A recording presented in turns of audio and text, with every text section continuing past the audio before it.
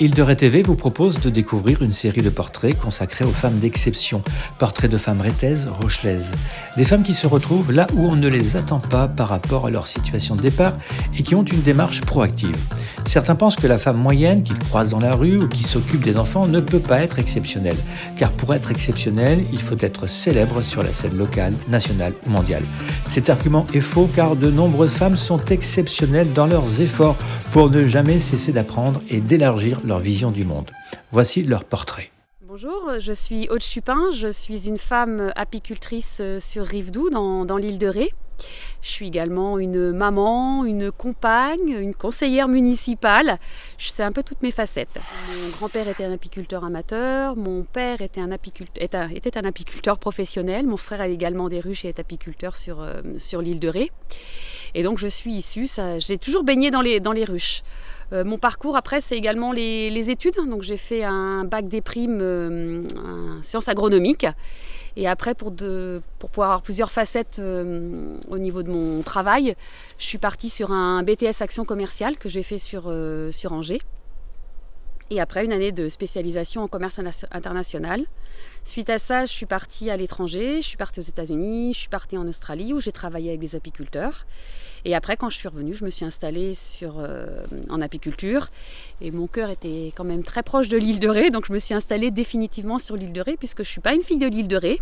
Je suis venue sur l'île, j'avais une dizaine d'années en vacances avec mes parents. Et mon père qui souhaitait faire une saison sur l'île de Ré pour vendre son miel, il a commencé les marchés sur l'île. C'est comme ça que je me suis retrouvée toutes les vacances d'été, les petites vacances scolaires, on venait vendre le miel sur l'île de Ré. Donc quand moi je me suis installée, j'ai dit voilà, je m'installe ici parce que j'aime l'endroit, j'aime le paysage, j'aime la végétation, j'aime les gens et j'aime la mer. Alors là aujourd'hui on est dans un rucher qui se trouve sur Rivedoux, dans les Champs-Baudes. Il y a à peu près 12-15 ruches. C'est à peu près la taille de mes ruchers sur l'île de Ré. Par contre, j'ai également des ruches sur le continent. Et là, quand je suis sur le continent, on est plutôt sur des ruchers de 20, 21, 22 ruches, ça dépend. Et j'ai environ un cheptel de 150 à 160 ruches, avec un petit peu d'élevage à côté. Je pense que j'ai surtout un rôle à jouer. En fait, je suis là pour protéger mes abeilles. J'ai un rôle également pas de contrôle de la nature, c'est pas le bon mot. Je suis là pour faire une surveillance dans la nature en fait. Grâce à mes abeilles, je peux voir ce qui se passe, s'il y a des pollutions, comment elles travaillent. Et puis c'est tout simplement que j'adore travailler avec les abeilles, quoi. On est bien, je suis dans les champs, dans la nature. Mon observation déjà, elle est déjà climatique, hein, forcément. L'année dernière, moi-même et tous les apiculteurs d'ailleurs de France, on a beaucoup souffert au printemps des pluies. De la pluie en continu, nos abeilles n'ont pas pu ramasser de miel, donc on n'a pas fait de récolte. Et après, on peut subir également les périodes de sécheresse où il n'y a pas suffisamment d'eau, donc pas suffisamment de nectar, donc automatiquement on n'a pas de miel. Ça, c'est pour la partie climatique. Après, on a tout ce qui est la partie environnementale. J'ai fait le choix, moi, il y a déjà plus de 20 ans, de mettre mes abeilles dans des endroits, si possible, soit chez les agriculteurs en bio, comme je suis par exemple chez Noël et Isabelle Michaud à Angoulins, soit dans des zones protégées ou dans les marais de Yves, dans des bois, dans des sous-bois. J'évite au maximum les grandes cultures quand je le peux parce que je ne connais pas toujours tous les agriculteurs qui sont autour de mes ruchers. En général, quand même, les ruchers que j'ai maintenant d'installer sur l'île de Ré, je connais bien tout le monde. Donc ça se passe bien et j'ai pas de problème de pollution ou d'insecticides.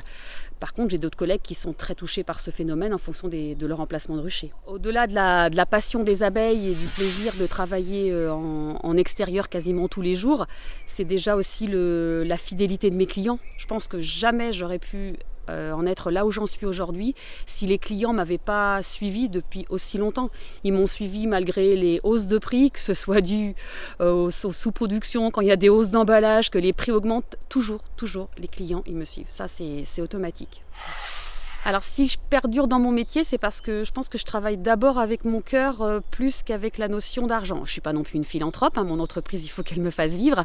Mais je travaille avec le cœur parce que je fais les choses que j'ai envie de faire chaque jour, comme j'ai envie de le faire. Si j'avais vraiment fait de l'apiculture comme elle se fait dans beaucoup d'exploitations apicoles, intensive, voilà, je serais peut-être beaucoup plus riche, ça il y a des chances. Par contre, je pense que je m'en voudrais énormément. Je ne pourrais pas travailler en nourrissant mes abeilles en permanence avec des produits que j'achète à l'extérieur. Bien sûr, par exemple, on a des traitements à faire en apiculture, mais je fais le minimum parce qu'on est obligé. Je fais attention à la manière. En fait, je les protège, mes abeilles. elles me ramènent du miel tous les jours, mais moi je les protège. Et pareil, dans ma façon de travailler, je recycle énormément de matériel, je recycle toutes mes cires, tous les cadres que je peux réutiliser. Voilà, j'ai un circuit où j'ai très très peu de déchets finalement. Et ça, pour moi, l'apiculture, ça fait partie. Enfin, ma façon de travailler l'apiculture, c'est ça en fait.